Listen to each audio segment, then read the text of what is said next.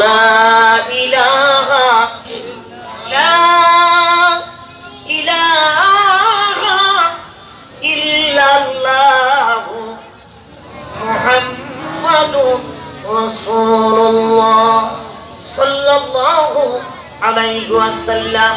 ইসমে জাত আল্লাহ আল্লাহ আল্লাহ আল্লাহ আল্লাহ আল্লাহ মোহাম্মদ আল্লাহকে ডাকেন আল্লাহ আল্লাহ আল্লাহ আল্লাহ আল্লাহ আল্লাহ আল্লাহ আল্লাহ আল্লাহ আল্লাহ আল্লাহ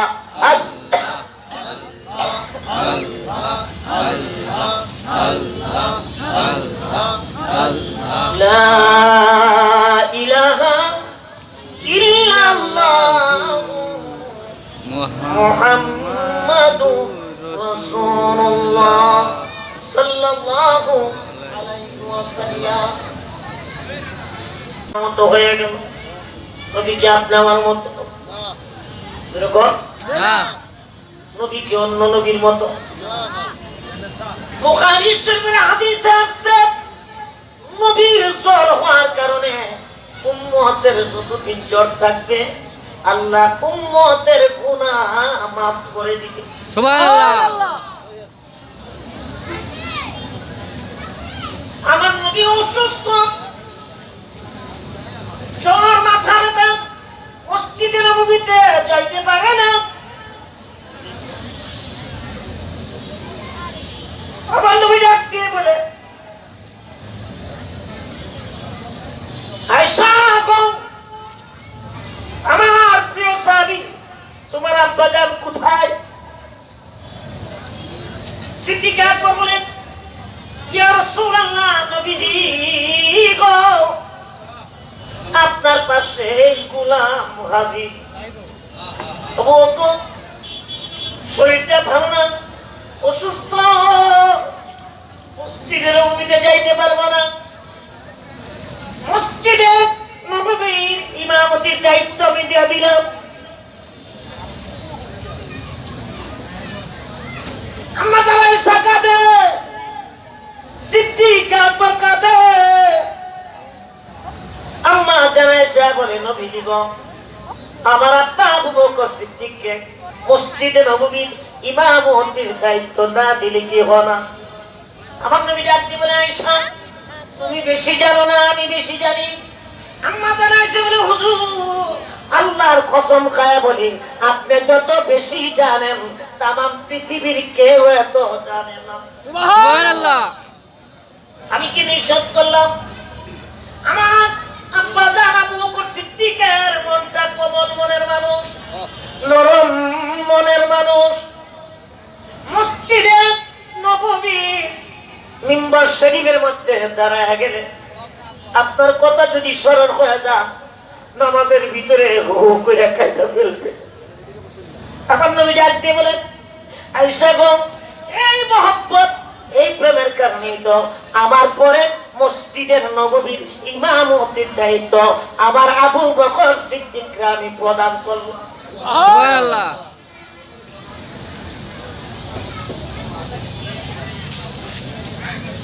আবু বকর সিদ্দিক রাদিয়াল্লাহু তাআলা মসজিদে নববীতে যান, ডাক দিয়ে বলে, সাহাবীরা রে, নবীজি অসুস্থ, মসজিদে নববীতে আসতে পারে না। আমার নবী সুস্থতার জন্য আমি 1000 দিরহাম আল্লাহর রাস্তা সদকা করে দিলাম। সুবহানাল্লাহ।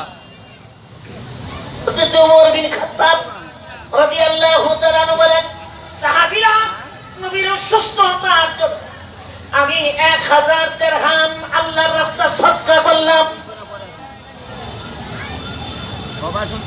হযরত আব্দুর রহমান বিন আউফ রাদিয়াল্লাহু তাআলা দাঁড়ায় বলে, সাহাবীরা রে, আমার নবীর সুস্থতার জন্য আমি 100 উট আল্লাহর রাস্তা সদকা করে দিলাম। সুবহানাল্লাহ।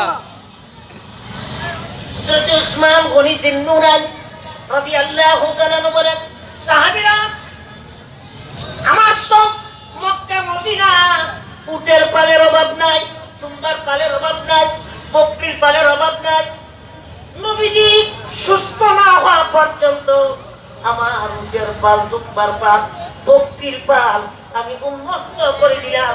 ততদিন পর্যন্ত সদকা চলবে। চিল্লায় বলেন আল্লাহু আকবার। আল্লাহু আকবার। আসাদুল্লাহুল গালিব, শেরে খুদা, মুশকিল কুশা, মাওলা আলী,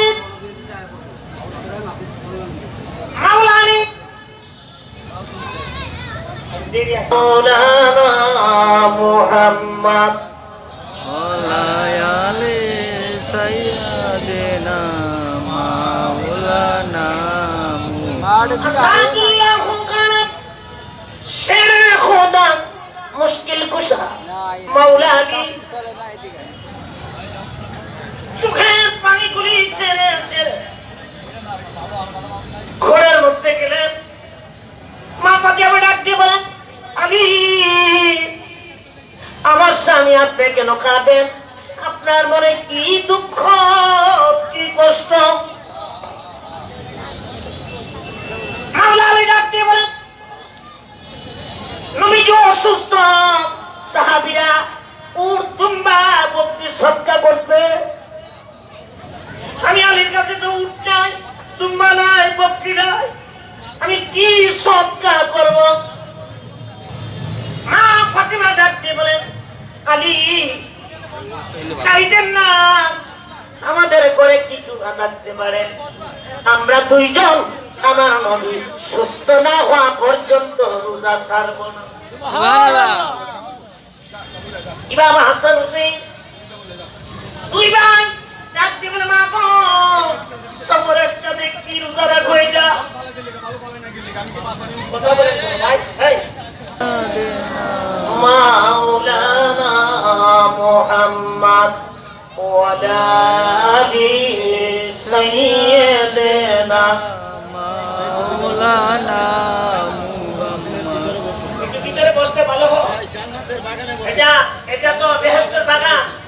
প্যান্ডেলের ভিতরে বসেন, জীবনে তো বহু জায়গা বসছেন, আজকে জান্নাতের বাগানে, বেহেশতের বাগানে একটু বসেন, একটু দুরূদ শরীফ পড়েন মহব্বতে। আল্লাহুম্মা সাল্লি আলা সাইয়্যিদিনা মাওলানা মুহাম্মদ ওয়ালা আলি সাইয়্যিদিনা মাওলানা মুহাম্মদ। ইমাম হাসান হুসেন ডাক দিয়ে বলেন, মা গো ফাতেমা, আব্বা জান হযরত আলী সফরের চাঁদে এটা কিসের রোজা রাখেন? তোমরা কি জানো না তোমার নানা অসুস্থ? ইমাম হাসান হুসেন ডাক দিয়ে বলেন, মা গো, বাবা হযরত আলী, আপনারা দুইজনেরই বুঝি আমার নানার জন্য বেশি মায়া লাগে। আমরা তুমি ভাই আর কি মায়া লাগে না?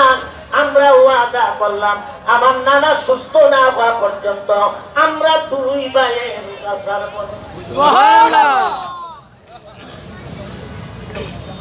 আজকে এই আখিরি চাহা সোমবার, হুজুর সফরের চাঁদে অসুস্থ হন, আর আখিরি চাহা সোমবার শেষ বুধবার হুজুর সুস্থ হন। চিল্লিয়ে বলেন আল্লাহু আকবার। আল্লাহু আকবার।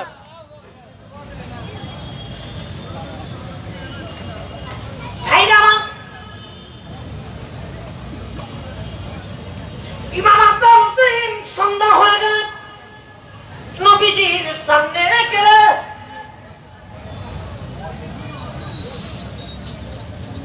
ইমাম হাসান হুসেনের চেহারাটা শুকনা, মুখ শুকনা। নবীজি ডাক দিয়ে বলে, ইমাম হাসান হুসেন, তোমরা কি খাও না? না গো, আপনি অসুস্থ, আমার আব্বা আম্মা রোজা রাখে, আমরা রোজা রাখছি আপনার সুস্থতার জন্য।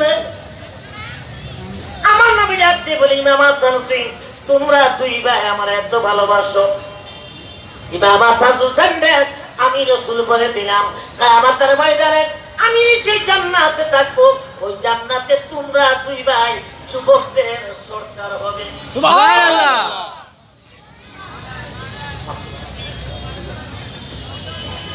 মসজিদে নববীতে আযান হয়ে গেল, ইকামত হয়ে গেল,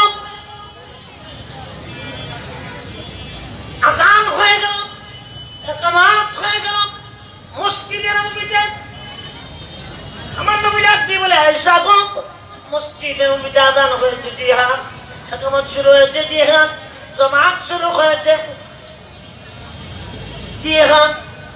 আশা আমার শরীরটা ভালো না, হুজরা শরীফ থেকে আমার মাথাটা একটু উঁচু করে ধরো, আমি একটু মসজিদে নববীর জামাতের দৃশ্যটা দেখব। আল্লাহু আকবার, আল্লাহু আকবার। আমি একটু মসজিদে নববীর জামাতের দৃশ্যটা দেখব। আমার নবী হুজরা শরীফ থেকে মসজিদে নববীর জামাতের দৃশ্য দেখা আমার নবী কাঁদে, আবার মুস্কি মুস্কি হাসে। আম্মা জানাইছে বলে হুজুর মসজিদে নববীতে যাইতে পারেন না, জামাতের দৃশ্য দেখে আপনি কাঁদেন, আবার মুস্কি মুস্কি হাসেন। আমার নবী ডাকতে বলে আয়েশা গো, মসজিদে নববীতে আমি যাইতে পারলাম না, অসুস্থ, এই জন্য আমি কাঁদলাম, জামাত করতে পারলাম না। আমি হাসলাম, আমার বাদ দিয়া যখন আমার সাহাবীরা জামাত করতে পারলো, এই জামাত কিয়ামত পর্যন্ত আমার উম্মত বন্ধ করবে না। সুবহানাল্লাহ। এ মুহাম্মদপুরে চাঁদ উদ্যানের বারাত, আজকে মসজিদে আযান হোক আর চার স্তরে সব জায়গার মধ্যে গল্প গুজব করা হয়, হুজুর অসুস্থ অবস্থা জামাতকে ভুলে নাই, ওই জামাত আমাদের দরকার আছে কি? আছে, আরো জোরে কর। আছে। আমার ভাইরা, আমার নবী ডাকতে বলে আয়েশা গো, আজকে আখিরি চাঁদ সুন্দর, সবরের চাঁদের শেষ বুধবার, আমি গোসল করব, খানা খাইব, ঘরের মধ্যে কি আছে? আম্মা জান আয়েশা বলে ইয়া রাসূলুল্লাহ, হুজুর ঘরের মধ্যে রুটি আছে আর গোশত আছে। নবীজি ডাক দিয়ে বলে লাউ দিয়া গোশত পাকাও, আমি নবী আজকে খাইব। সুবহানাল্লাহ, সুবহানাল্লাহ। আম্মা জান আয়েশা বলে লাউ দিয়া গোশত পাকাইলাম, নবীজি ইমাম হাসান হোসেনকে নিয়া, মা ফাতিমাকে নিয়া, হযরত আলীকে নিয়া, আহলে বাইতকে নিয়া আমার নবী খেতে বসতে। খাওয়া দাওয়া শেষ করে আমার নবী আবু বকর, ওমর, ওসমান গনি, হযরত আলীকে ডাকলেন, আলী জানায়া দাও সফরের চাঁদে শেষ জুমাটা হবে আমার জীবনের শেষ জুমা, আর মসজিদের নবীতে আমি খুতবা দিব না। এই যে আগামী জুমাটা, এই যে নবীর শেষ জুমা ছিল সফরের চাঁদে, সাহাবীরা কাঁদতেছে, সারা মক্কা মদিনা আরব আমিরাত খবর হয়ে গেল সফরের চাঁদে শেষ জুমার খুতবা নবী দিবে, শেষ জুমার খুতবা নবীজি দিবে। হাজার হাজার সাহাবীরা একত্র হয়ে গেল। আমার নবী বুধবার সুস্থ, বৃহস্পতিবার সুস্থ, আবার জুমার দিন অসুস্থ হয়ে পড়েন। আমার নবী ডাকতে বলে আবু বকর, মসজিদে নববীতে না গেলে কি হয় না? আপনারা দেখেন না আপনার শরীরটা ভালো না। আবু বকর সিদ্দিক ডাকতে বলে হুজুর সারা মক্কা মদিনা খবর হয়ে গেছে, আরব আমিরাত খবর হয়ে গেছে, এটি নাকি আপনার শেষ জুমা, শেষ খুতবা। হাজার হাজার সাহাবীরা আপনার পিছনে শেষ জুম্মা পড়ার জন্য পেরেশান হয়ে গেছে। আপনি যদি মসজিদে নববীতে না যান, এমন সাহাবী আছে আপনার চেহারা না দেখলে তাদের জীবন কুরবানি করে দিবে। মসজিদে নববীতে খুতবা প্রদান করতেছে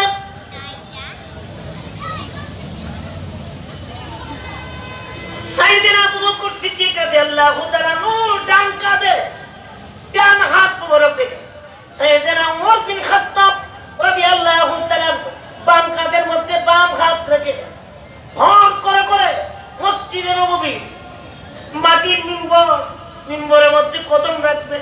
হযরত বেলাল দুইটা হাত পিছে, নবীজি গো আপনি অসুস্থ, আপনার জ্বর, আপনি যদি মাটির মিম্বরে কদম রাখেন আপনার কষ্ট হবে। আমি বেলালের দুইটা হাত পিছিয়ে দিলাম। আজকা সফরের চাঁদে শেষ খুতবাটা আমি বেলালের হাতের মধ্যে দাঁড়াইয়া দিয়া দে। সুবহানাল্লাহ। আমার নবী ডাকতে বলেন, বেলাল, হ্যাঁ বেলাল, এত ভালোবাসো আমি নবীরে, এই ভালোবাসার কারণেই তো আমি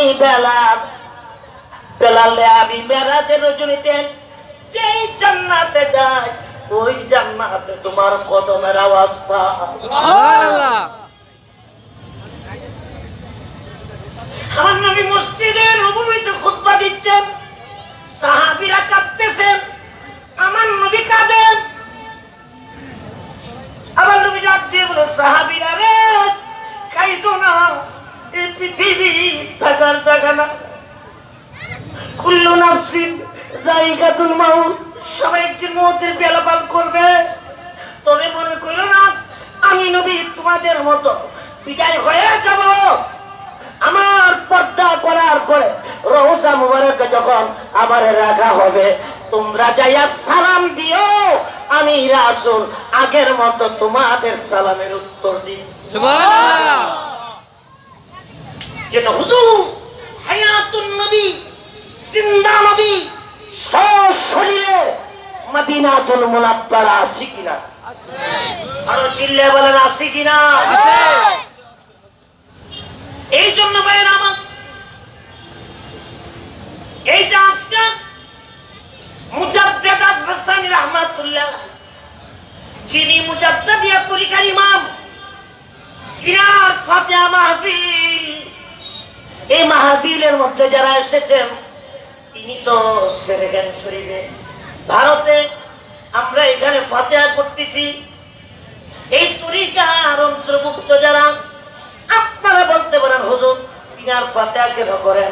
আল্লাহ বলেন আমি আল্লাহর ওলি যারা, আমি আল্লাহর ওলি যারা, তাদেরকে তোমরা মৃত্যু বলো না, বলকে তারা জিন্দা। আল্লাহু আকবার। আল্লাহু আকবার। আল্লাহ ইন্না আউলিয়া আল্লাহি লা খাউফুন আলাইহিম ওয়া লা হুম ইয়াহজানুন। আল্লাহ বলেন, সাবধান হুঁশিয়ার, নিশ্চয় যারা আমি আল্লাহর বন্ধু হয়েছে তাদের কোনো ভয় নাই, ভীতি নাই, তারা কোনো বিষয়ে দুঃখিত না, চিন্তিত না। আমার ভাইরা, আল্লাহর নবী বলেন, ক্বালান নবী সাল্লাল্লাহু আলাইহি ওয়াসাল্লাম, আলা ইন্না আউলিয়া আল্লাহি লা ইয়ামুত। সাবধান, আল্লাহর ওলি যারা, তারা জিন্দা। জোরে জোরে কোন সুবহানাল্লাহ। সুবহানাল্লাহ।